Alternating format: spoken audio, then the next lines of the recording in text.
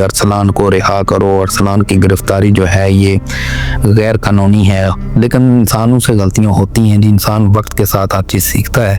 अस्सलाम वालेकुम, उम्मीद है सारे दोस्तों वगैरह ऑफिस से होंगे। दिनों में देख रहा था कि सोशल मीडिया के ऊपर काफ़ी पोस्ट आ रही थी और लोग भी तरह तरह वीडियोस बना के लगा रहे थे कि जी अरसलान को रिहा करो, अरसलान की गिरफ्तारी जो है ये गैर कानूनी है और इस तरह की चीज़ें वो आ रही थी। और मैं सोच रहा था कि इसके ऊपर एक वीडियो बनानी चाहिए और लगानी भी चाहिए, तो टाइम नहीं मिल सका।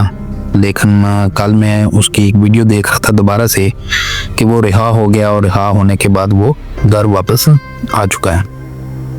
तो और यकीनन मुझे खुशी भी हुई है कि वो वापस आ गया है और अपना कंटेंट दोबारा से उसने बनाना शुरू कर दिया है। लेकिन मैं थोड़ा सी बात यहाँ पर रखना चाहता हूँ कि देखें, वो हमारे वादी बना की एक पहचान बन चुका है। उसका ताल्लुक तो चलो ज़िला कोटली से है, लेकिन हम उसको यूँ भी कह सकते हैं कि वो हमारे ही इलाके का है। वो यानी कि हमारी पहचान उससे भी काफ़ी बनती है, क्योंकि वो अपनी लोकल ज़बान के अंदर वो एक कंटेंट बनाता है और लोगों को एंटरटेन करता है और काफ़ी सारी मालूमात भी वो लोगों को शेयर कर रहा होता है। लोग भी उसकी वीडियोस को देखते हैं और सिर्फ मुल्क पाकिस्तान नहीं है बल्कि वो ओवरसीज़ भी लोग उसको देखते हैं, मुख्तलिफ जगहों पर लोग उसको देख रहे होते हैं। तो यकीनन ऐसा कंटेंट बनाने वाला बंदा जो है ना, वो बहुत कम लोग ऐसे मिलते हैं। मैंने बहुत सारे और यूट्यूबर्स को भी देखा है, बहुत सारे और जो सोशल मीडिया प्लेटफॉर्म के ऊपर अपना कंटेंट बनाते हैं, मैंने उनको भी देखा है।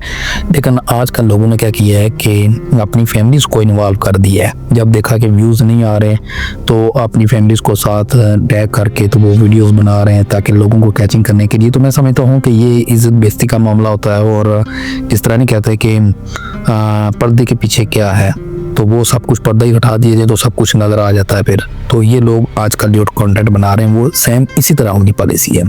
तो मैं समझता हूँ कि जी अरसलान बिना पर उसको उठाया गया था, लेकिन इंसानों से गलतियाँ होती हैं जी, इंसान वक्त के साथ हर चीज़ सीखता है, गलती करता है तो इंसान सीखता है। लेकिन खुशी है कि वो बंदा वापस आ गया है, लेकिन वो अपना फिर दोबारा से रवायती अंदाज में वो अपना कंटेंट बना रहा है, लोग उसको देख रहे हैं, लोग उसको अप्रिशिएट भी कर रहे हैं। तो हम भी ये कहते हैं कि ये नौजवान जो है वो काफ़ी अरसे से ये वीडियोस बना रहा है और काफ़ी बड़ी पॉपुलेशन जो है ना, पॉपुलर लोग हैं।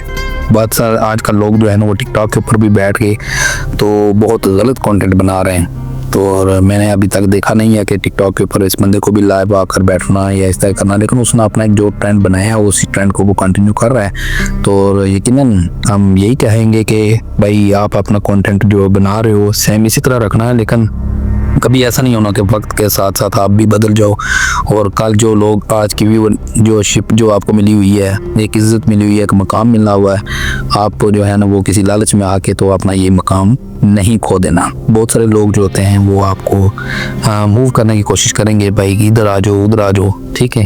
तो कभी भी आपने गलत ट्रैक पर नहीं जाना है और अपना कंटेंट अच्छे तरीके से बनाता रहें और हमारी दुआ कि अल्लाह ताला आपको मज़ीद कामयाब करे और आप वापस आए, यही हमारे लिए बहुत काफ़ी खुशी है। तो इंशाल्लाह हम आपका कंटेंट हम देखते रहते हैं काफ़ी टाइम, जब भी कोई टाइम मिलता है तो आपकी वीडियोस को देख के काफ़ी नॉलेज होता है। कभी कभी नॉलेज वाली वीडियोस भी होती हैं और कभी कभार एंटरटेन वाली वीडियोस भी होती हैं। तो मैं कभी कभी एंटरटेन के लिए भी देखता रहता हूँ और बहुत सारी जो मालूमात आप बना रहे हैं आगे पीछे, तो ये एक अच्छा कंटेंट है, आप कंटिन्यू करें इसको।